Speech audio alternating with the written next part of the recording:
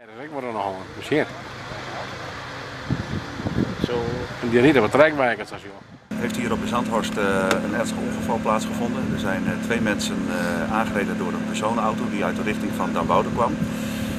Echtpaar was aan het wandelen op dit donkere weggetje. Beide personen zijn in een slootje, een naastgelegen slootje terechtgekomen. Een voorbijganger die heeft nog geprobeerd te reanimeren, maar mevrouw is helaas aan haar verwondingen overleden. De man is in zorgwekkende toestand per traumahelikopter overgebracht naar het UMCG.